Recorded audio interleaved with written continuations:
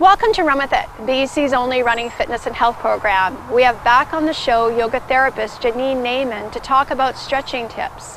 Plus, we have a contest coming up later in the show for your chance to win a skin health product, so stay tuned for that. But first, let's go to our interview with Dr. LucasMacMillan, naturopathic physician, about IV therapy.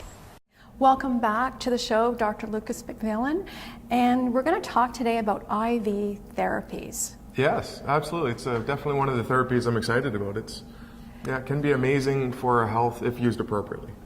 And what is it? IV therapy is the use of nutrients put directly into the bloodstream. So commonly we use amino acids, we use vitamins, and we use minerals, amongst other things, but that's definitely where the IVs focus. We put them directly into the bloodstream so we know that it's going to circulate through your body and feed all of your cells. So if we were to break down how we actually eat food and how the food goes in, we need to have a strong digestive system for this to happen. We have to have appropriate enzymes, we have to have appropriate stomach acid, bile to break down fats. There's a lot of bits and pieces that usually work well that help to pull foods apart. The next step, once that's done, is we have to appropriately absorb these foods. Even if we're able to break them down, if our body isn't able to pull them in, we don't get the benefits of the food. We're not what we eat, we are what we absorb. It's kind of an interesting difference that most people don't have to worry about. I believe most people are able to absorb most of the food that they eat, and that is enough. We can augment that through IVs. In some cases, of course, we can get even more, like if there's celiac, ulcerative colitis, or Crohn's. There's some disease states that they're much less able to absorb their nutrients, and they're more likely to get a benefit from actually putting nutrients directly into the bloodstream. So that's one of the benefits. The other benefit is that we can turn up the dosage quite a bit more than what the body is otherwise able to take in. So for example, you cannot take in 10, 20, or 30 grams of vitamin C all at once by mouth. If you tried, unfortunately, it would all pass through. The way that it works, it pulls out water with it, so it causes stool to loosen. It's not a good way to spend your money. It's a really, I imagine, uncomfortable thing to go through. Our bodies aren't meant to absorb that much. But if we put it into an IV, we can turn it up to 50, 100 grams all at once and get that into the body. Interestingly, there's some studies on that. It's not something I do in my practice. I don't personally use that approach, but I use that example to explain that we can play with dosages in a way that isn't otherwise easy. It's not something that the body can do unless we use these therapies to get it there. Is it for high performance athletes or athletes? Absolutely, yeah. So there are a wide range of people that could potentially benefit from it. And honestly, one of the biggest assessment tools I use for how you're reacting to this is how you feel. I really believe that some of the best sensors are built into your body. If you feel like something isn't right, well, let's explore that. We'll find some options. When I offer an IV, if I offer an IV or 2 IVs and people don't seem to feel different, I'm not confident that I'm helping them. I'm not confident that this is something that their body needs or that we're causing a change like we want. I very much believe we should feel a difference. We should be aware of some kind of change. So athletes are definitely a big part of it. As athletes, we expect a greater output from our body. We expect to be stronger. We expect to be faster. We expect a decent level of recovery. Those are all very important to us. It makes sense that we should have a higher level of input. We should be more conscious about what we put into our bodies, about how we're getting all of the nutrients in. And in some cases, we boost with supplements, with nutrient injections, or with IVs. Yeah. So it would be good for runners. It's good for basically anyone who may have digestive problems, maybe. Absolutely. Yeah, exactly. So for runners, for example, especially after training, dehydration is a big thing. The electrolytes are often quite a bit different after the run, and the need for amino acids, proteins, and even sugar goes up quite a bit. There's really interesting studies on recovery and protein and sugar. Yes. We often need a lot more carbohydrates than people realize. So one of the ways to get that in is to actually go through an IV. So I don't focus on the carbohydrate side. That's usually a lot more fun to do by mouth, but we can basically offer a wide range of amino acids directly into the IV to boost that recovery process. And it's rapid. Yeah, absolutely. So an IV's maybe half an hour up to about an hour of infusion time. That's how long it takes to get everything in. That's wonderful. And it's something that, that people should maybe consider? And also too, it's nutritional support as well. Yeah, exactly. And we should always focus on food. That's always going to be step one. If we're not eating the correct foods, if we're not treating our bodies well, this isn't going to absolve us of all of our lifestyle sins. Like, this isn't a therapy like that. If I find something like that, maybe I'll talk about that next, but as far as I know, it doesn't exist. What this can do is it can boost your efforts. It can add a little bit more to how you feel, and we can play with some pretty cool effects. We have some calming nutrients we can put in. Like I said, we have some focused on recovery. I see a fair bit of fitness and bodybuilder athletes lately, which is super interesting. So we focus more on the amino acids, on some of the building proteins. And yeah, I've definitely been having a lot of fun with that, and people seem to be doing well with it. And what about hangovers? Yeah. Yeah, well, it's a common question I get. Yeah, definitely not something we focus on, but I see a fair bit of people that they've had a really good time, whatever it is that they're doing. And while I don't condone those activities, it's not necessarily what we should be doing. I believe in balance in life, and maybe we should feed our soul once in a while, which isn't always the healthiest way to go. But yeah, we can rehydrate the body quite quickly, which makes people feel better, and we can give people the nutrients that their body uses to help break down some of the products from whatever it is that they did. So yeah, definitely some of the people we see, that is part of what brings them in, and I enjoy it. It's fun. It's also a fun chance to talk about everything else that's going on in their life, other ways that we can support them, other ways we can help them to be and to live healthier. So if I were to come and see you, what would be the step? So first we'd sit down, we'd have a chat. I'll back up a bit. There's an intake form. So a very important part. That's where we get to know the medications you're on, the supplements, your health history. That's always a starting place, because first we want to make sure that you are safe before we do anything else. Once we know that it's a safe therapy for you, that becomes an option. If you're really excited about it, if you want to try it, we have a chat about the benefits, the risks, what this will look like, and we dive in. So usually after about 20 minutes on the intake, it's fairly newer thing we're starting to do, but we're actually offering an IV during that first initial intake after we spend some time together. You're not guaranteed to get it. It's not appropriate for everyone, but it is a pretty cool therapy that for the people who want it, and especially the people who need it, it can be helpful. That's wonderful. And if people want more information, where can they go? They can go to my personal website, so www.drlucasmac.com, so drlucasmac.com. Bodycrafters.com as well is our clinical website, so that's where most of the magic happens. My personal website also refers to that. You can contact me directly through that website. Actually, I love questions. We're going to start an Ask the Doctor segment to some extent, where people are going to ask us or ask me whatever questions they have. And instead of answering each individual person in the clinic, or we have obviously a great spread with the show as well, we'll have another avenue just basically via text or via videos that we'll post on the website. So if you have questions, please let me know.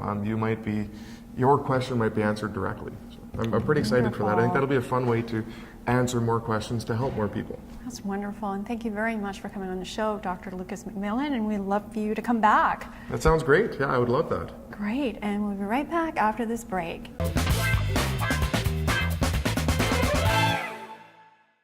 Hello, I'm Dr. LucasMacMillan. I'm a naturopathic physician. I focus on sports medicine, chronic pain, and injuries. I love what I do. I'd love to meet you. If you'd like to get in touch with me, you can go to my personal website at www.drlucasmac.com. That will always link to the clinic that I work at. There will always be up-to-date information on what I'm doing and how I can help you.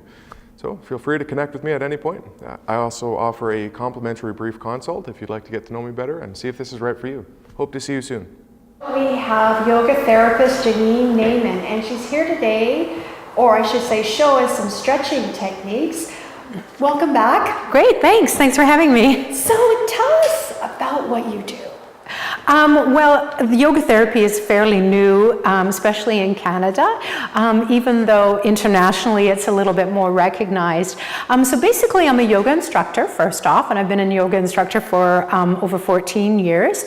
Then this yoga therapy is an additional training. It's an additional minimum 1,000 hours of training on top of being a yoga instructor. And it's more training in anatomy and physiology, so that we're able to work with specialized conditions that people might have and able to interact with your medical team. Yeah. So it's not just doing like a dogwood pose, right? No, a downward facing dog. No. It's a little more specialized than that. So a lot of people I work with, it's more almost rehabilitation in the nature. So, I've worked with, some athletes that say, have something going on with their knees, or I work a lot with mental health challenges, people that are dealing with anxiety, depression, PTSD. And then also things, support for, people that have things like diabetes and that. And so what we do is we really use the yoga context of, mind, body, spirit when we're working with people. So it's a very holistic way of working with people. Yeah. It's wonderful. And what do you like most about what you do? I'm just the people. It's so great being able to really work one-on-one with people, because the average time spent with me is an hour, and what that does, it really gives me an opportunity to really get to know somebody and how I can really help them. And everybody's a little different. Some people need more physical help. Some people need more a mental health or spiritual help. So I get to do whatever's needed, so it's really great. I don't follow just one protocol. Whoever's in front of me, I adjust my practice for them. That's wonderful. And here Thank you you. are on the front cover of BC Yoga magazine. Thank you. Congratulations. Thank you. Yeah. So you're going to show us some stretching techniques. So we're going to be right back after this break.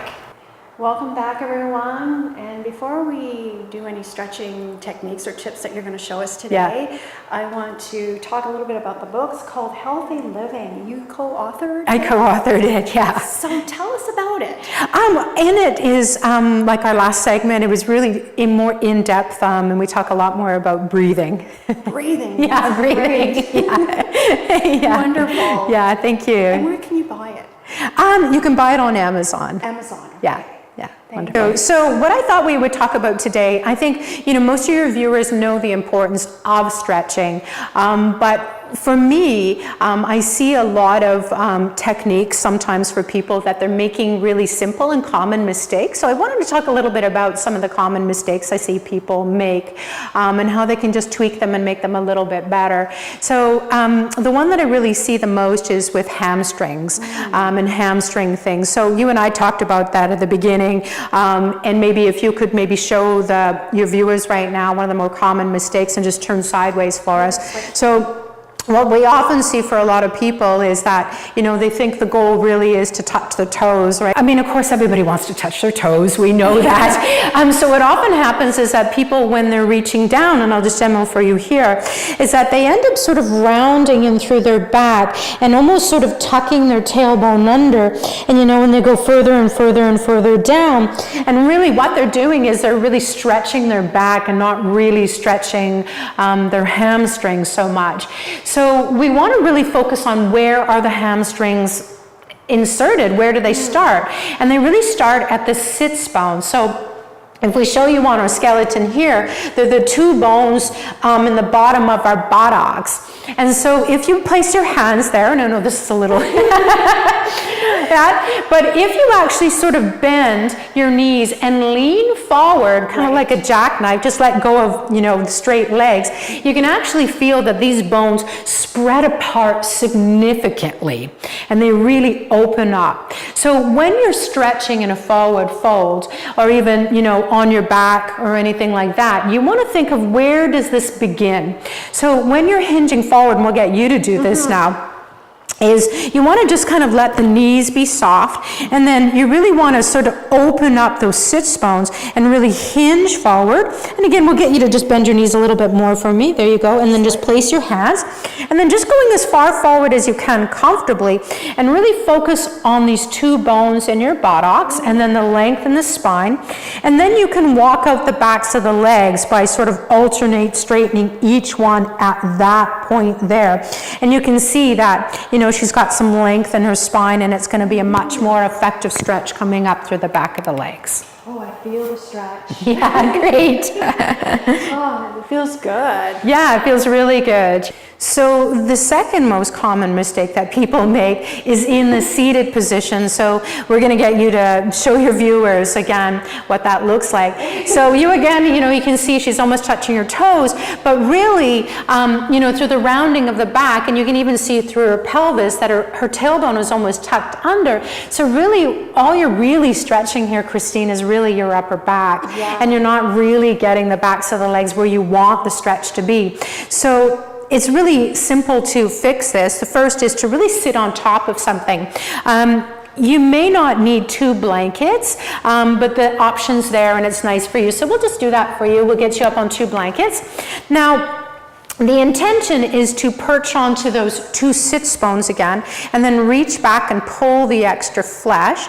And what you'll find is that your belly button and your pelvis automatically kind of tip forward, and that puts you in a better alignment altogether. And you can actually even feel a better stretch here. And then what you do is you really think of reaching up through the crown of your head, keep your shoulders relaxed, and think of leading forward from your belly button, and automatically you should be able to feel the 2 bones in your buttocks, those sits bones, spread apart. And you may not go as far down, but now you should be able to really feel that stretch in the bottom, in the hamstrings. I Good. do. And Great. It's great. Yeah, and it's really simple when you're at home to do that. Yeah. For some people, they might need to be up higher, and for others, they might not need much at all underneath them. But the idea is to really let the pelvis sort of lead the way so that the movement is more, like a jackknife and not so much a rounding of the upper back. Because again, the goal is not really to touch the toes. Yeah. And this is good for your hamstrings. It's good for your hamstrings. Yeah. Yeah. Great. Yeah. Yeah, so is there another one? There's one more that we can do together, which is a very common mistake, and this time we'll have you lay down on your back. So come on down onto the floor, yeah.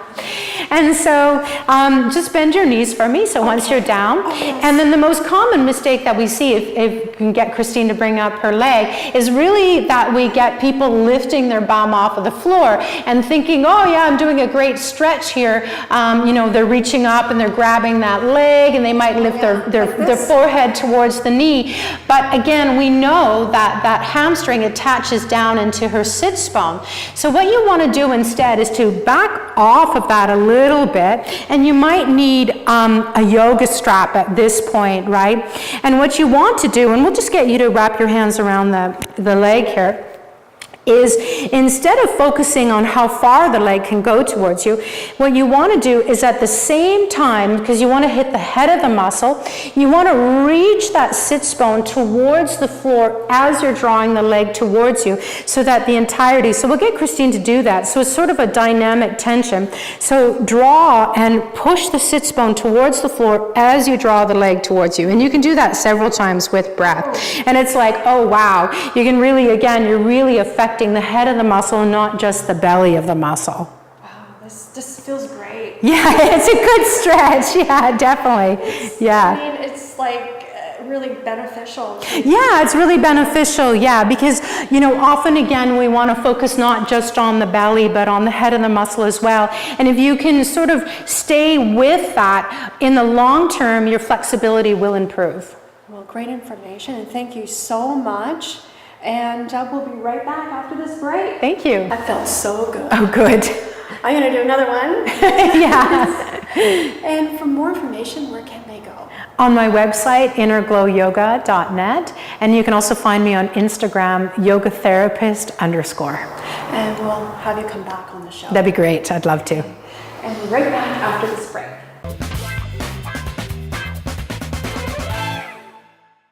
And now it's time for our contest, for your chance to win a skin health product by Zyderma. The question is, what are 3 skincare tips? To answer, simply go to our website on the screen and we'll do a random draw and announce the winner on next month's show. And good luck.